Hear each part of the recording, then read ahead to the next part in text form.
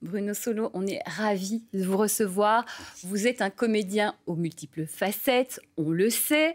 Vous animez également notamment la guerre des trônes sur France 5 et cette année, on va se plonger dans l'histoire de Napoléon.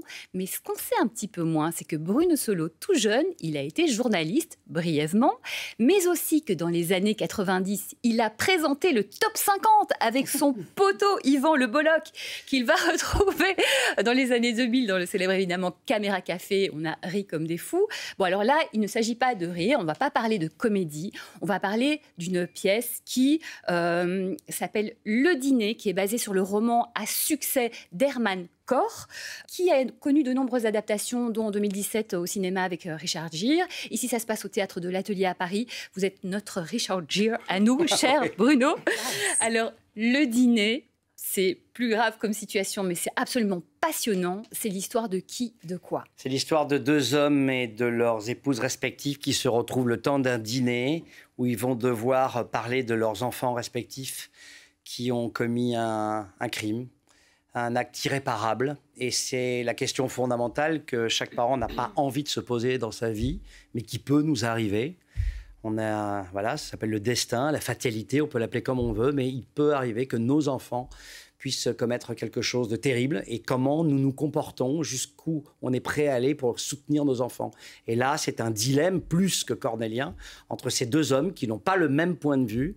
Donc Paul, qui est professeur d'histoire, que je joue, qui est le narrateur du roman, et son frère, Serge, qui s'apprête, Serge c'est la traduction en français bien entendu, puisque c'est un nom néerlandais en fait, et qui s'apprête à devenir Premier ministre des Pays-Bas.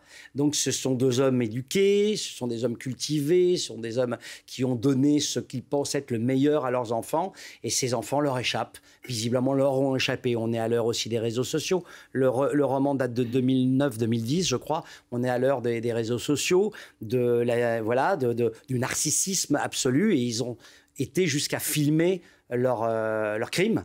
Et donc voilà, donc personne ne sait pour l'instant qui sont ces enfants. Seuls les parents les ont reconnus. Et ils se posent la question avec leur femme de comment ils vont faire. Donc je joue tous les personnages.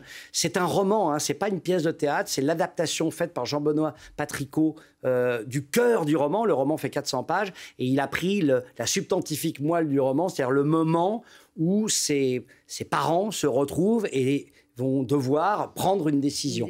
Alors évidemment, on imagine par toutes les circonvolutions par lesquelles ça peut passer.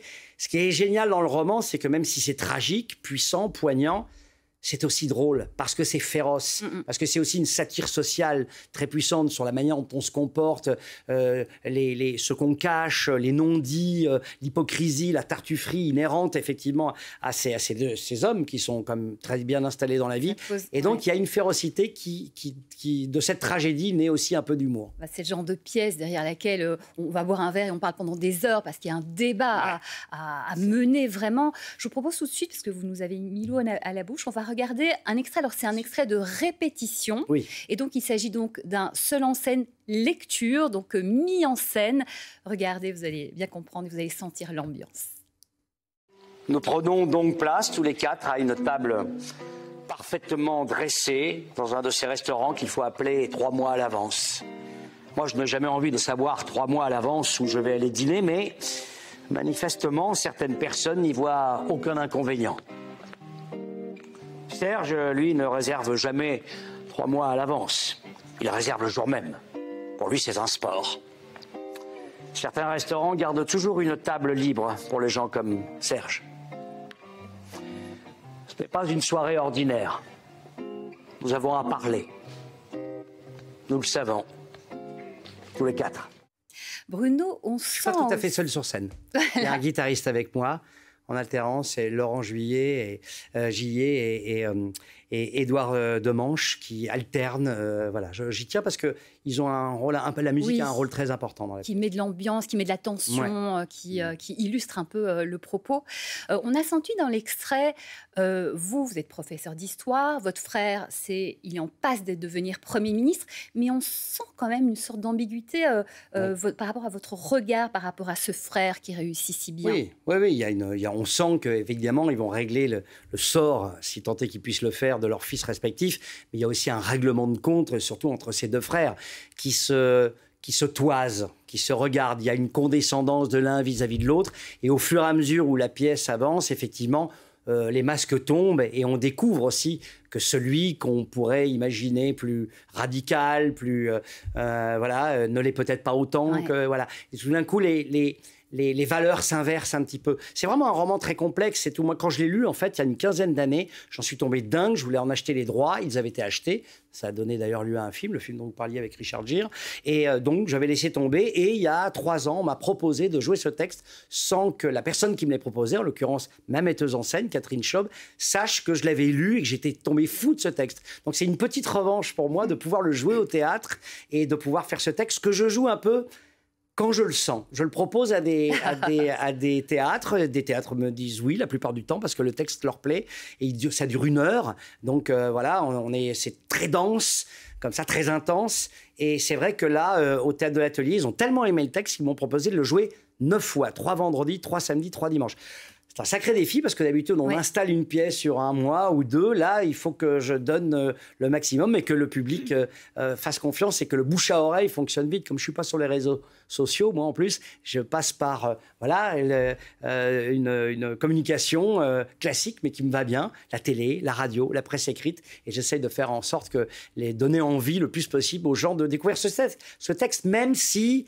On va pas se mentir, effectivement, il y a un malaise qui s'installe et puis il y a des questionnements qu'on n'a pas nécessairement envie de se poser, mais il faut avoir l'honnêteté de se dire que nul n'est à l'abri d'un destin qui nous dépasse parfois. C'est quoi le challenge justement de se retrouver seul sur scène comme ça? Parce que vous avez le musicien, mais c'est vous qui menez quand même. Moi, je suis un homme de troupe en plus. Oui, j'aime la troupe vraiment.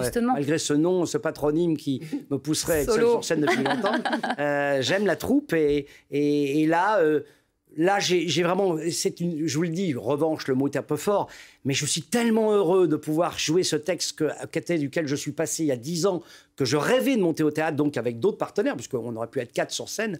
Et là, comme ça s'est fait un peu comme ça dans l'urgence, dans le cadre d'un festival de lecture à Biarritz, j'ai dit, OK, là, d'accord, j'accepte de le faire. Et c'est la première fois que j'accepte de monter seul sur scène, mais ça me donne peut-être d'autres envies à venir. Vous reviendrez nous en parler. Alors, puisque vous êtes dans les thématiques qui font réfléchir, et vous teniez aussi à nous en parler, c'est que vous allez jouer dans le film Signalement, qui sera diffusé le 21 novembre sur France 2. Le 20 novembre sur France 2, pardon, dans le cadre de la soirée spéciale dédiée à la Journée internationale des droits de l'enfant. Cette cause vous tient à cœur. Un petit mot, très rapide. Oui, depuis 25 ans, moi, je suis l'ambassadeur de la voix de l'enfant, donc c'est des thématiques qui me touchent particulièrement. Et là, c'est l'histoire d'une jeune fille qui est régulièrement abusée dans une famille et qui est rendue à sa famille malgré les plaintes et tout, parce que le personnage que je joue la prend pour une affabulatrice et c'est Cécile Bois qui va tenter de la sortir de ce... Elle a eu le grand prix de l'interprétation féminine au Festival de La Rochelle. Cécile, pour ce film, elle est extraordinaire. C'est un film d'Éric Métayer qui avait fait Les Chatouilles déjà. Rendez-vous le 20 novembre sur France 2 et puis rendez-vous au Théâtre de l'Atelier pour le dîner. 9 représentations exceptionnelles jusqu'au 1er décembre et à Sèvres à côté de chez vous le 9 avril 2025. Merci infiniment, Bruno Solo. C'est moi. Merci à vous.